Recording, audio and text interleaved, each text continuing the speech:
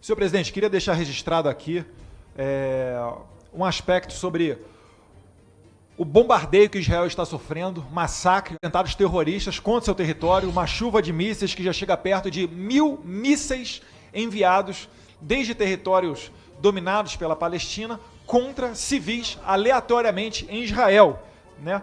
Todos nós sempre escutamos, e quase como clichê, que se Israel aceitasse dividir o seu território, haveria paz no Oriente Médio. Pois bem, Israel já tentou em 6 oportunidades, com generosíssimas ofertas de território para a autoridade palestina, e nunca chegou à paz. Temos aqui exemplos em 1936, 1947, 1967, 2000 e 2008. Até que, em 2005, senhor presidente, Israel, de maneira unilateral, deu um território para a Palestina, que é o território conhecido hoje como Faixa de Gaza. Esse território virou base terrorista, e dentre os grupos terroristas está ali o Hamas. É daí que partem a esmagadora maioria desses mísseis atirados contra civis em Israel, que já mataram 5 pessoas, né? E eu queria aqui também deixar registrado, senhor presidente, que Israel é tão misericordioso e respeita tanto os direitos humanos, ao contrário de alguns outros países, que desenvolveu um sistema chamado Iron Dome, que intercepta os mísseis que são enviados contra o Estado de Israel no ar. Isso porque antes dessa tecnologia desenvolvida por Israel, o que Israel fazia? Ela enviava o míssil de volta para o local de onde foi lançada a agressão. Só que por vezes os terroristas são tão canalhas que eles utilizam escolas como base de lançamento dos seus foguetes. E quando Israel mandava a sua resposta de volta, isso caía nas escolas, e o derramamento de sangue era utilizado por esses inescrupulosos terroristas para dizer que Israel estava assassinando crianças. Então veja o quanto de injustiça que existe nessa história, senhor presidente. E eu digo aqui, os países que menos sofrem com o terrorismo são justamente os mais duros. Se a gente quer evitar de ter o terrorismo aqui no Brasil, a gente tem que declarar o Hezbollah, o Hamas, a Al-Qaeda, Boko Haram, a Jihad, todos esses grupos como terroristas, impedindo a circulação de seus membros aqui no Brasil, assinando acordos de extradição, porque o Brasil não é mais terra de terroristas. Graças a Deus já demos os exemplos, com Cesare Battisti, 2 sequestradores paraguaios, pelo menos, que enviamos de volta, para mandar o recado que o Brasil mudou, e mudou para melhor.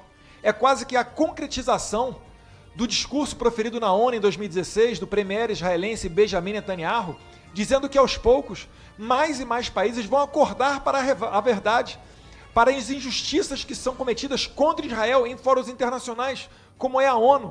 The change will happen in this hall because back home your governments are rapidly changing their attitudes towards Israel. And sooner or later, that's going to change the way you vote on Israel at the UN.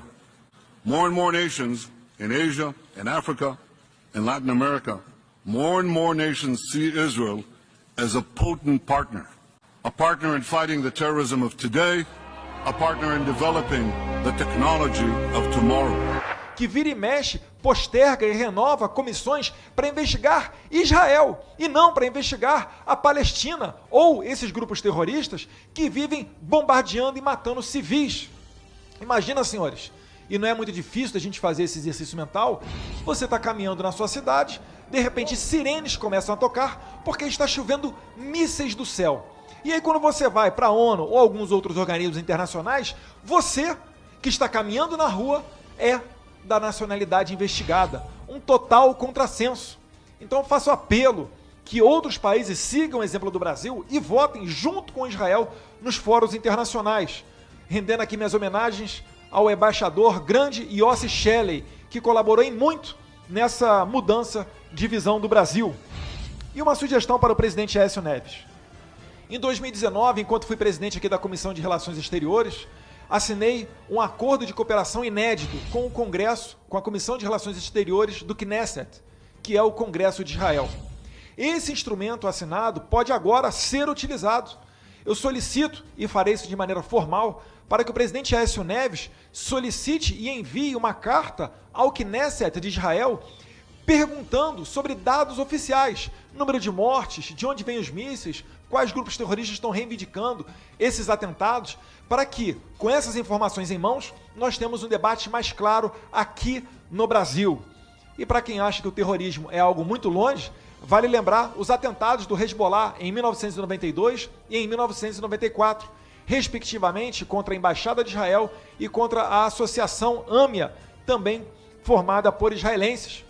Não faz muito tempo, o presidente Macri decretou que Hezbollah é um grupo terrorista, fato que o Brasil, na minha sugestão, deveria seguir. E finalizando, senhor presidente, nesse 1 minuto para concluir, eu justamente, presidente Cajado, eu fiz questão de, no final da minha presidência dessa comissão, ir a 2 países, Israel e Emirados Árabes, para que a gente possa conhecer, de fato, um Estado judeu e um Estado árabe, para a gente ver que os árabes não se confundem com terroristas.